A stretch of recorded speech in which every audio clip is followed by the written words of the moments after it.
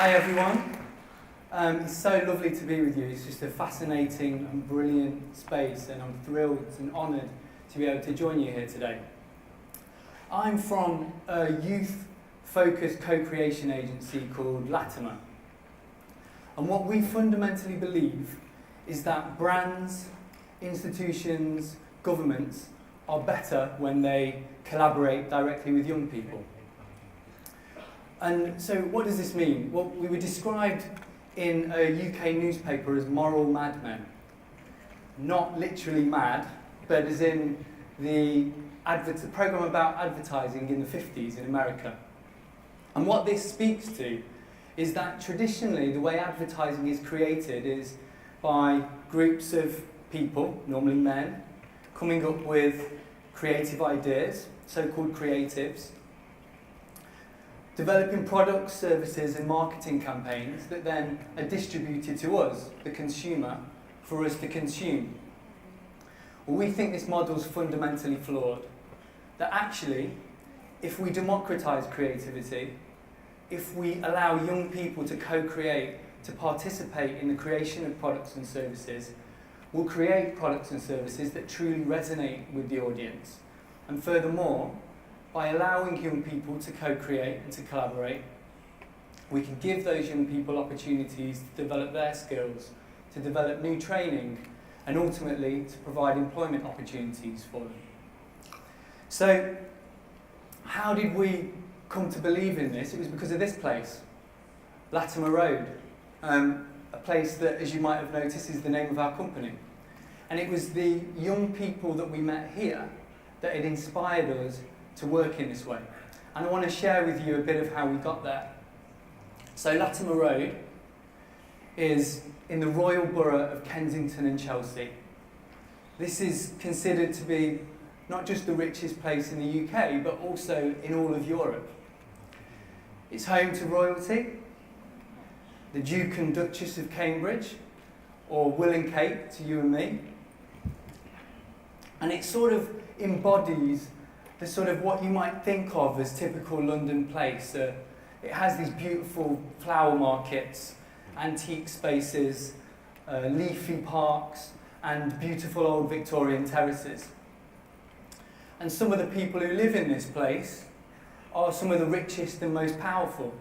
In this street, not far away from Latimer Road, how much do you think this might go for? Well, it's one of the most expensive streets in the UK, average house prices of 38 million. And this area was brought to life by this film.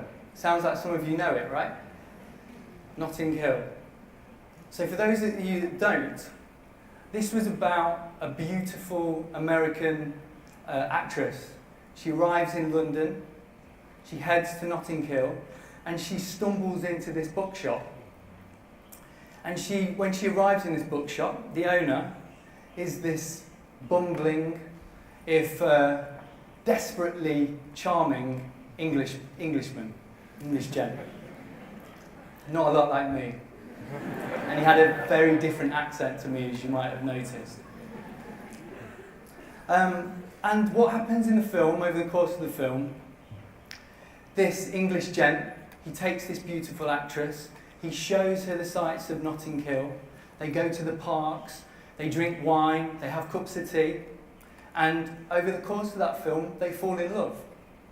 And it's a beautiful story of romance and love that many of us might associate, and it sort of embodies the spirit of what people think Kensington and Chelsea is and what it looks like. But there's also a different story. There's a different story to this area that often doesn't get the exposure that it might require. And that is that from Latimer Road, if you look up, you'll see the Grenfell Tower. Now this is a place that just recently, in the last few weeks actually, tragically, over 80 people lost their lives in a fire. And it's in this area that is home to some of Britain's poorest. In fact, it's home to the bottom 10% most deprived communities in the UK. And this, despite the fact that it's side by side, literally street by street, next to the top 1% wealthiest people in the UK.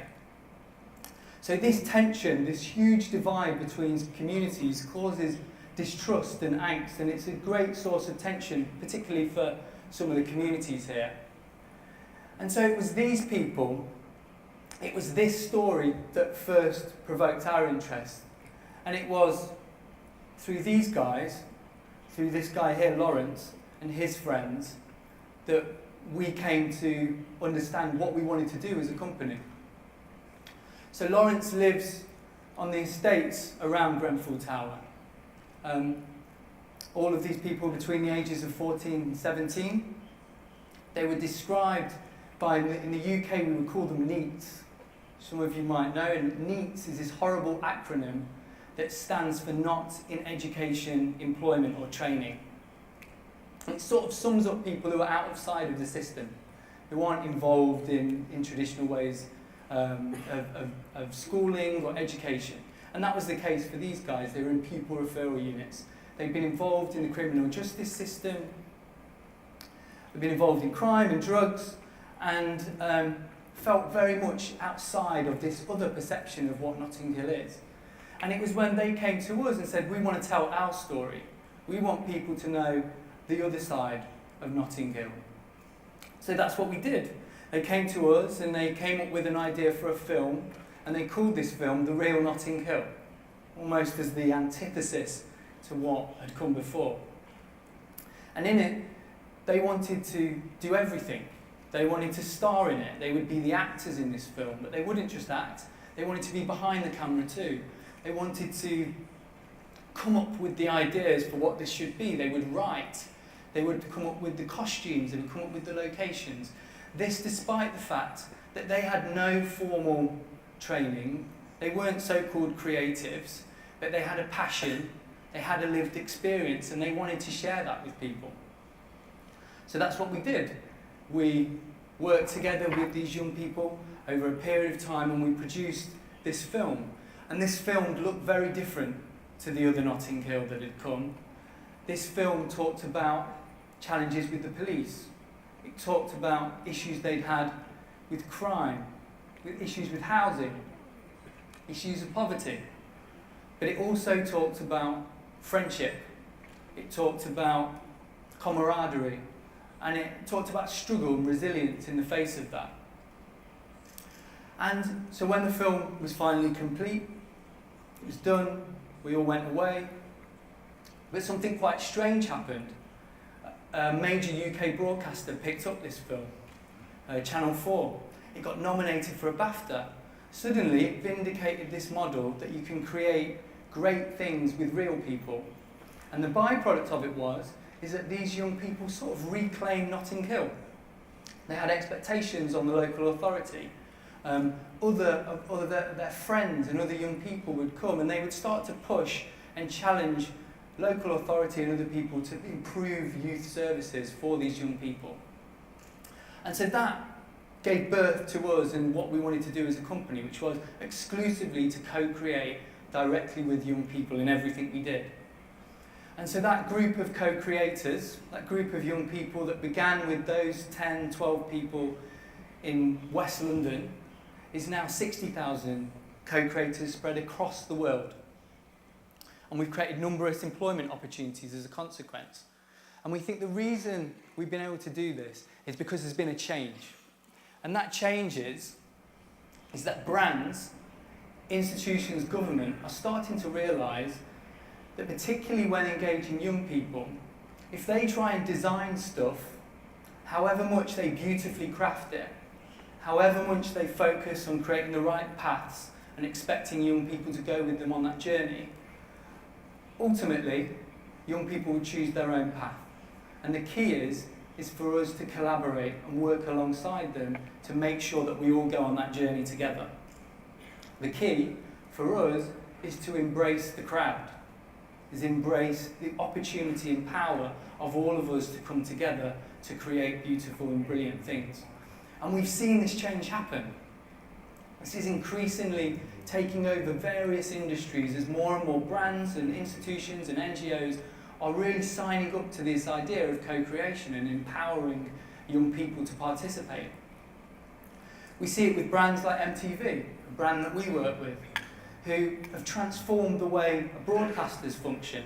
It's not just about them broadcasting and creating content and then young people picking it up. They're allowing young people to participate, to take control of MTV, to come up with their own creative ideas, to share it, and then those ideas end up on TV, just like the other stuff. Or products and services, brands like Lego, who, instead of their innovation department being in a small office or a big office, if you're Lego, in their headquarters, their innovation department comes from their fans. It comes from all of us who can share, develop ideas, come up with suggestions of the sorts of products and services they should run, and then the best ones, and this is clearly one of them, this is a great idea, you should buy this, get made. They get made, and the people who participated in the creation of those products get a revenue share on the net profits of those things that are created. And it's happening in cities too. This incredible revolutionary idea that Masdar have to create the first carbon-free city, the most sustainable city on the planet. Well, this is only possible if they allow citizens to participate in that. It's only possible if they get buy-in from the very people who are expected to live there. And they've recognised that to do that, they need to co-design that city directly with those people. And it's not just in products and services and brand campaigns that it's happening. This is also transforming social movements too. This is something we did with Nike Foundation, the brand Nike Foundation, and UNICEF, around the issue of female genital mutilation and honour-based violence, which affects girls and women in their thousands across the world. Well, we put this out to young people and invited young people to come. How do we get the message across? How do we engage people on this issue? Well, they said that ultimately this is about freedom, or lack of freedom. So, they created the world's first Instagram documentary made up of 20-second clips about what freedom meant to them. They shared this online. They invited other people to join in this movement around what freedom meant. And as a consequence, pledges were signed. Thousands of pledges were signed by global leaders, NGOs and government to abolish the practice in our lifetime.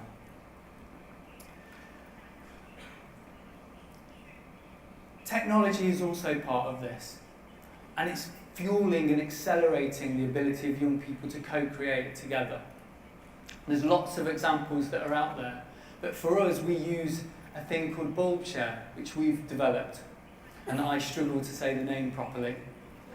Bulb is in light bulb, is in an idea. And what this is about is it's a mobile co-creation platform that allows young people from wherever they are in the world to connect with the brands, with the institutions, the NGOs, with the social issues that they care about, and develop ideas, develop insights, and ultimately try and solve the problems that we have and the problems that these brands have.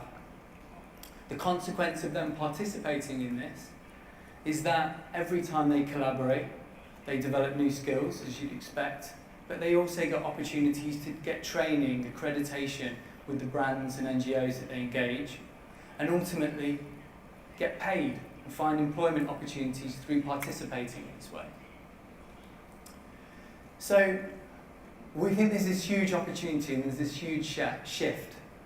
We don't have to accept the stories that are told on our behalf. Like Lawrence and The Real Notting Hill, they told their own story. They crafted their own version of what their world looked like and what they wanted it to be perceived out by others. That actually, if we can embrace the power of creativity amongst groups, if we can harness the collective ingenuity of all of us, then we can shape our own environment, and ultimately we can shape our world. And I'd encourage all of you to do the same. Thank you.